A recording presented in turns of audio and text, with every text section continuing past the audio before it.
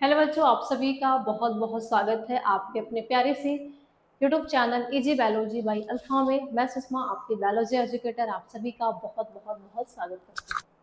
सभी को जय मां सरस्वती, राधे राधे, जय श्री कृष्णा। तो आई होप कि आप सभी प्यारे बच्चे बहुत अच्छे सस्त मस्त और आपकी जो सीयूटी की तैयारी है वो बहुत बढ़िया तरीके से चल रही होगी। तो ये क्लास जितने बच्चे सीयूटी की प्रिपरेशन कर रहे हैं और जितने भी बच्चे बीएससी नर्सिंग की प्रिपरेशन कर रहे हैं उन दोनों के लिए क्लास वेरी वेरी इंपॉर्टेंट है। यानी ये क्लास आपके लिए बहुत ही लाभदायक है, बहुत इंपॉर्टेंट रखती है, क्योंकि आज की इस क्लास में मैं सीयूटी से रिलेटेड और बीएससी नर्सिंग से रिलेटेड जितने भी पीवाईक्यू हैं उन सभी को डिस्कस करने वाली हूँ। ठीक है, तो जल्दी से इस क्लास को ज़्यादा से ज़्यादा शेयर करिए, लाइक करिए और चैनल को जितने बच्चे नए हैं वो चैनल को सब्सक्राइब करके बेल आइकन जरूर प्रेस करिए, ताकि ऐसे ही इंपॉर्टेंट क्लास अगर हो तो आपके पास नोटिफिकेशन तुरंत जाए। ठीक है, तो चलिए स्टार्ट करते हैं बिना देरी के। बेटा क्वेश्चन आपसे पूछा गया है कि स्त्री में शुक्राणु और अंडाणु का सामान्य निषेचन होता है, यानी नॉर्मली फर्टिलाइजेशन एक मतलब ह्यूमंस में स्पर्म का और एग का कहाँ पे होता है। बेटा फर्टिलाइजेशन की अगर हम बात करते हैं तो ये क्या होता है, फीमेल का मादा जनन तंत्र होता है ना। और फीमेल की मादा जनन तंत्र की अगर हम बात करें तो बेटा यहाँ पे ठीक है ये कुछ कीपक भाग होते हैं। यहाँ पे क्या होती है, इसकी ओवरी यानी फिम्ब्रियाई कीपक ओवरी होती है। इस ओवरी में से क्या बन जाते हैं, एक बनते हैं और ओवुलेशन के दौरान ये एक कहाँ चला जाता है, अंडवाहिनी में। और बेटा किसके माध्यम से, सेक्सुअल इंटरकोर्स की सहायता से ये स्पर्म कहाँ जाते हैं, इस एम्पुला के पास। तो यानी बेटा अंडवाहिनी की बात हो रही है, निषेचन कहाँ हो रहा है, तो ये पूरे पार्ट को हम क्या कहते हैं, इस पूरे पार्ट को बोला जाता है अंडवाहिनी। और इस अंडवाहिनी की छोटा सा पार्ट होता है एम्पुला। एक छोटा सा क्या होता है पार्ट, एम्पुला। उस एम्पुला में ही क्या होता है, एग का और स्पर्म का, इन दोनों का आपस में फ्यूजन की क्रिया होती है। ठीक है, आपस में क्या होती है, फ्यूजन की क्रिया होती है। इससे राइट आंसर आपका क्या हो जाएगा बेटा, आपका राइट जो आंसर इसमें हो जाएगा वो होगा आपका सेकेंड, यानी ऑप्शन नंबर बी, यानी एम्पुला में होता है। ठीक है, क्लियर। चलिए अगले क्वेश्चन की बात करते हैं। अगला क्वेश्चन बेटा है, मानव में लगभग 50 वर्ष की आयु में आर्तव चक्र बंद हो जाता है, इसे कहा जाता है। यानी बेटा देखो, एक ऐसी क्वालिटीज होती है, ठीक है, एक ऐसी क्वालिटीज होती है जो सिर्फ किसमें पाई जाती है, महिलाओं में। ठीक है, महिलाओं में एक आर्तव चक्र होता है। ठीक है, महिलाओं में एक आर्तव चक्र होता है और ये आर्तव चक्र बेटा नॉर्मली 28 या 29 डे की साइकिल होती है, यानी हर महीने ये साइकिल दोहराई जाती है। ठीक है, ये साइकिल क्या हो जाती है, दोहराई जाती है। और जितने बेटा प्राइमेट्स है, नॉन प्राइमेट्स नहीं, यानी जितने भी प्राइमेट्स हैं उन प्राइमेट्स में ये पाई जाती है। जैसे मनुष्य हो गया, बंदर हो गया, चिंपैंजी, इन सभी में ये आर्तव चक्र क्रिया पाई जाती है। ठीक है, तो ये बेटा आर्तव चक्र जो स्टार्ट होता है ये लगभग 10 से हम 11 मान सकते हैं। ठीक है, या फिर हम 11 से 12 मान सकते हैं, या फिर हम 12 से 13, क्योंकि एग्जैक्ट हर गर्ल्स में एक जैसा नहीं होता है। हर लड़कियों में क्या होते हैं बेटा, अलग अलग भी टाइम पे हो सकते हैं, किसी का 10 साल में, किसी का 11, 12, 13, यानी ऐसे नॉर्मल देखा जाए तो हम कह सकते हैं 12, 13, 11, 10 में ये स्टार्ट होते हैं। तो बेटा जब पहली बार स्टार्ट होता है तो इस क्रिया को हम कहते हैं रजो दर्शन कहते हैं। ठीक है, लेकिन एक समय ऐसा आता है, ठीक है, फीमेल्स में एक ऐसा समय आता है कि जो आर्तव चक्र होता है वो रुक जाता है। और बेटा वो नॉर्मली एज जो बात कही जाती है वो 45 से 50 वर्ष मानी जाती है। तो जब ये एक समय नहीं, जब महिलाओं की एज 45 से 50 वर्ष हो जाती है तो ये क्या हो जाता है, आर्तव चक्र बेटा क्या हो जाता है, बंद हो जाता है। इस क्रिया को हम कहते हैं रजो निवृत्ति। रजो निवृत्ति कहते हैं। यानी अगर गर्ल्स में पहली बार मेंस्ट्रुअल साइकिल या पीरियड्स आएगा उसको कहेंगे रजो दर्शन, और जब सबसे सबसे लास्ट वाले एंडिंग पार्ट होगा उसको कहेंगे रजो निवृत्ति। तो बेटा ऑप्शन आपसे दिया है अंतरोपण, अंडोत्सर्ग, रजो दर्शन, रजो निवृत्ति। तो जब पहली बार स्टार्ट होगा, है ना, पहली बार जब स्टार्ट होगा, यानी कह सकते हैं, मान सकते हैं 11 से 12 साल में स्टार्ट होगा रजो दर्शन, और ये 45 से 50 वर्ष में क्या हो जाएगा, बंद हो जाएगा। तो राइट आंसर आपका क्या हो जाएगा, ऑप्शन नंबर डी, यानी ऑप्शन नंबर डी क्या हो जाएगा बेटा, आपका करेक्ट हो जाएगा। अब यहाँ से दो क्वेश्चन आपके बन सकते हैं। जब आपसे स्टार्टिंग का पूछा जाएगा तो रजो दर्शन कहलाता है, और एंडिंग पार्ट पूछा जाएगा तो वो रजो निवृत्ति कहलाता है।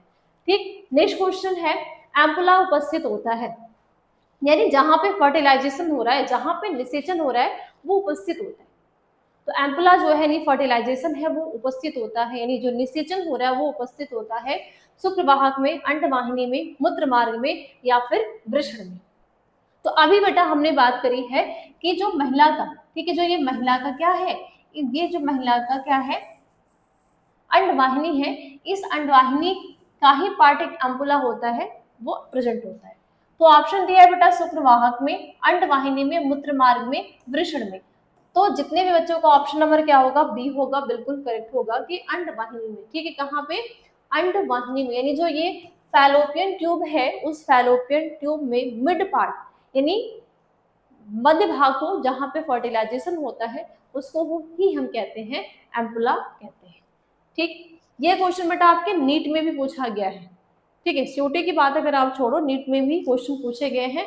और बेटा अगर मैं बीएससी नर्सिंग और सीओटी की बात करूं तो आपके नीट लेवल के ही क्वेश्चन पूछे जाते हैं। जो आप बोर्ड लेवल पढ़ते हो ना, जो आप 12th में आप क्वेश्चन ऑब्जेक्टिव क्वेश्चन पढ़ते हो हर चैप्टर वाइज, वो बेटा लेवल आपका लो होता है, लेकिन पढ़नी आपको एनसीईआरटी ही है, लेकिन थोड़ा सा लेवल आपका क्या हो जाता है, हाई हो जाता है, क्वेश्चन पूछने का तरीका क्या हो जाता है, हाई हो जाता है। ठीक है, चलिए अगले क्वेश्चन की बात करते हैं। सगर्भता के उत्तरार्ध की अवधि में कौन रिलैक्सेशन हार्मोन्स का स्रावित करता है, यानी सगर्भता के उत्तरार्ध में, सगर्भता यानी मान लो कोई भी फीमेल्स है, ठीक है, कोई भी क्या है, फीमेल्स है और वो प्रेग्नेंट हो गई, ठीक है, यानी फर्टिलाइजेशन हुआ और जो एम्ब्रियो है उसका क्या हो गया, इम्प्लांटेशन हो गया। तो उसके उपरांत कौन रिलैक्सेशन हार्मोन्स का स्रावित करता है, गर्भाशय करेगा, ग्राफिपुटक करेगा, पीतपिंड करेगा या भ्रूण करेगा, कौन करेगा। तो बेटा इसमें आपका नॉर्मली जो हो जाएगा वो भ्रूण, भ्रूण हम क्यों बोलेंगे, ठीक है, यहाँ पे दो हो सकती है, या तो गर्भाशय हो सकता है या तो भ्रूण हो सकता है। भ्रूण कैसे होगा, क्योंकि बेटा अपरा से ये बाइंड होता है, गर्भाशय से हम कह सकते हैं कि ये अपरा की लेयर होती है और अपरा ही क्या करती है, लैक्सेशन का क्या करती है, रिलीज करती है। अगला क्वेश्चन है, द्वितीय कंडक का अर्धसूत्री विभाजन पूर्ण होता है। एक देखो यही होता है शुक्र जनन और अंड जनन में, कि शुक्र जनन जो है वो छोटी सी प्रवस्था है और वो फर्टिलाइजेशन के पहले ही पूरी हो जाती है, लेकिन अंड जनन एक ऐसी फेज होती है कि जब लड़की माँ के गर्भ में होती है तब से लेके और इसमें जब फर्टिलाइजेशन होता है तब जाके पूरी होती है, यानी एक लंबी प्रवस्था होती है। ठीक है, एक बहुत लंबे समय बाद ये प्रवस्था क्या होती है, कंप्लीट होती है। जब लंबी समय कंप्लीट हो जाएगा तब जाके ये पूरा जो फेज है वो फेज क्या होगा, वो कंप्लीट होगा। ठीक है, तो यहाँ पे बेटा क्वेश्चन आपसे पूछा जा रहा है कि द्वितीय कंडक का अर्धसूत्री विभाजन पूर्ण होता है। ऑप्शन कह रहा है संभोग के समय, सेकंड कह रहा है कि युग्मनज बनने के बाद में, थर्ड है शुक्राणु एवं अंडाणु के संलयन के समय में, और फोर्थ है अंडोत्सर्ग के पहले, यानी अंडोत्सर्ग के ये पहले है। तो देखो अगर बेटा मैं बात करूं कि जो गर्ल्स में यानी जो फीमेल्स में द्वितीय अंडक का अर्धसूत्री विभाजन जो पूर्ण होता है वो शुक्राणु एवं अंडाणु के संलयन के समय, यानी कि जब फर्टिलाइजेशन होगा, जब फर्टिलाइजेशन की क्रिया यानी जो प्रोसेस पूरी होगी, पूर्ण होगी, तब ही जाके यहाँ पे द्वितीय जो अर्धसूत्री विभाजन है वो पूरा होगा, नहीं तो नहीं होगा। ठीक है, चलो अगला क्वेश्चन की बात कर लेते हैं। 8 से 16 पूरक खंडों युक्त तो भ्रूण कहलाता है। 8 से 16, अब ये 8 से 16 कैसे बनते हैं, ध्यान से सुनना। देखो एक हम बात करते हैं कि एक क्या है, ओवम है, ठीक है, और एक क्या है, स्पर्म है। ओवम है और स्पर्म है, ये दोनों आपस में क्या कर जाते हैं, फ्यूजन करते हैं। ये दोनों जब आपस में क्या करते हैं, फ्यूजन करते हैं, तो फ्यूजन से एक संरचना बनाते हैं बेटा, उस संरचना को हम कहते हैं जाइगोट। क्या कहते हैं, जाइगोट कहते हैं। ये जाइगोट जो होता है ये 2n वाली अवस्था हो जाती है। ठीक है, ये n होता है, ये भी n होता है, तो जब दोनों आपस में संलयित कर जाते हैं तो संलयन के बाद ये 2n वाली क्या हो जाती है, फेज बन जाती है। अब इस 2n वाली फेज में क्रिया होती है जिसको कहते हैं क्लीवेज। क्लीवेज, इस क्लीवेज को बेटा हम कहते हैं विदलन। इस क्लीवेज को हम क्या कहते हैं, विदलन कहते हैं। तो यहाँ पे विदलन की प्रोसेस होती है और विदलन के दौरान एक सेल से 2 सेल्स बनती हैं, 2 सेल से 4 बनती हैं, 4 से कितनी बनेंगी, 8 बनती हैं, ठीक है। 8 से कितनी बनती हैं, 16 बनती हैं, ठीक है। 16 से कितनी बन जाएंगी, 16 से 32 बन जाती हैं, ठीक है। यानी यहाँ पे विलन की प्रोसेस में साइज नहीं बढ़ती, साइज वही रहता है, नंबर ऑफ क्रोमोसोम वही रहता है, लेकिन संख्या क्या हो जाती है, बढ़ने लगती है, ठीक है। संख्या क्या होगी, यहाँ पे संख्या बढ़ने लगती है। तो देखो बेटा, एक से लेके, ठीक है, एक से लेके, एक से ले यानी 2 से 2, 4, 8, 16। क्वेश्चन क्या पूछ रहा है कि 8 से 16 पूरक खंडों युक्त भ्रूण कहलाता है।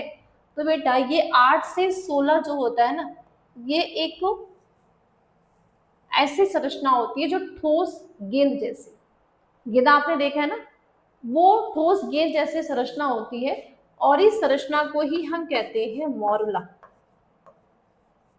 ठीक है। क्या कहते हैं, मॉरुला कहते हैं। तो राइट आंसर आपका क्या हो जाएगा, ऑप्शन नंबर सी, यानी कि मॉरुला, ठीक है। यानी 8 से 16 खंडों वाली जो एम्ब्रियो है, उस 8 से 16 खंडों वाले एम्ब्रियो को या भ्रूण को हम कहते हैं मारुला, और इस बेटा 32 सेल्स को हम कहते हैं कोरक कोटि, ठीक है। क्या कहते हैं, कोरक कोटि, यानी ब्लास्टोसिस्ट कहते हैं, ब्लास्टोसिस्ट। तो जब आपसे क्वेश्चन पूछा जाएगा कि भ्रूण का रोपण किस अवस्था में होता है, यानी गर्भाशय में भ्रूण का जो रोपण है वो किस अवस्था में होता है, मॉरुला अवस्था में, कोरक खंड में, ठीक है, या कोरक कुटी में, या कुछ और ऑप्शन देगा। आप हमेशा याद रखना बेटा, ब्लास्टोसिस्ट या फिर हम कह सकते हैं कोरक कुटी।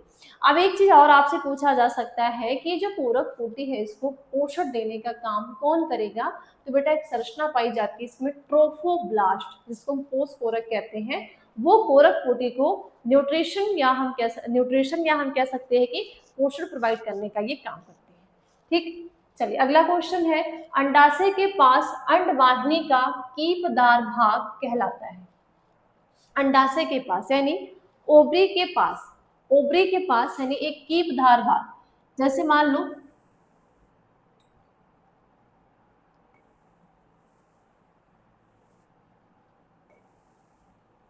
ठीक है, यहाँ पे क्या है, ओवरीज है, और यहाँ पे क्या है, कीपदार ये भाग है।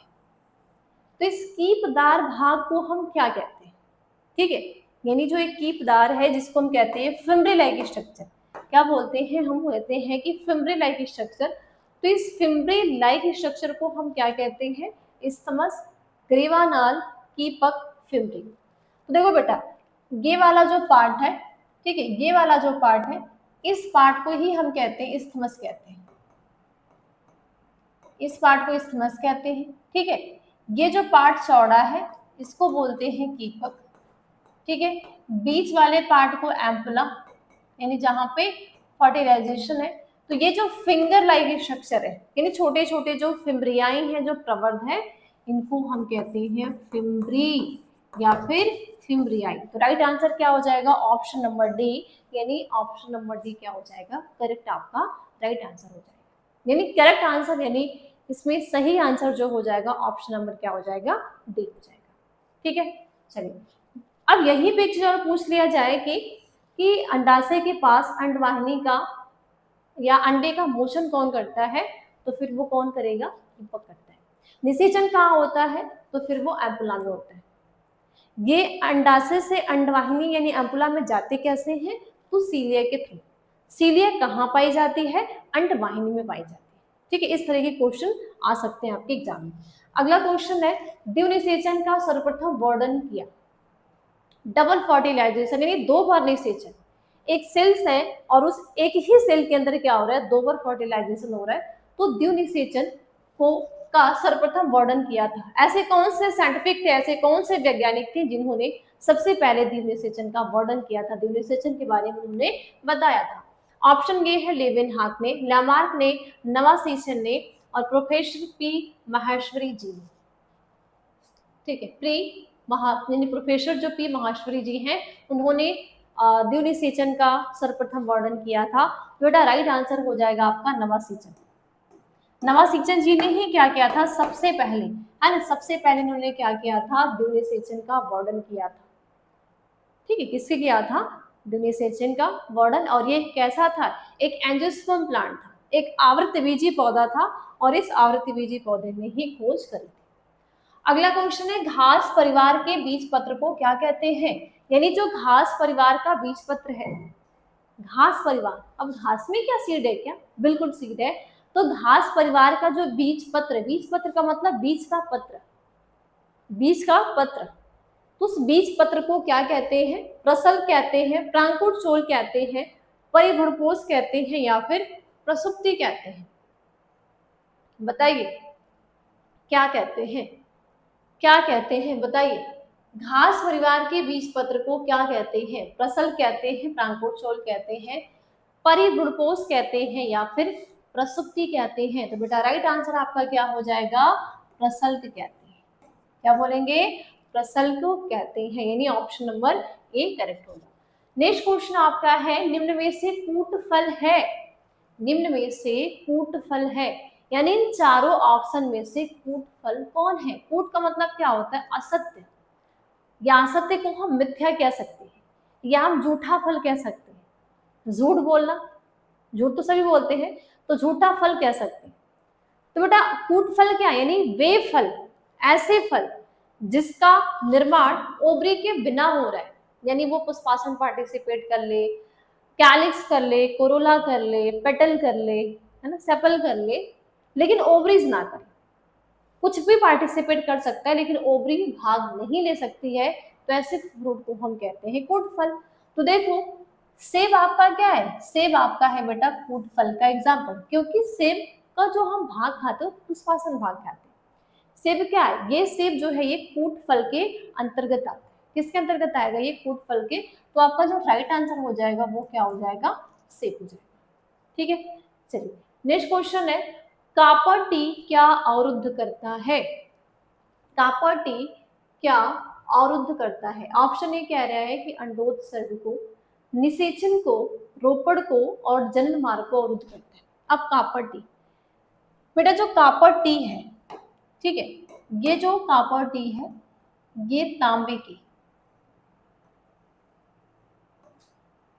ठीक है, ये तांबे की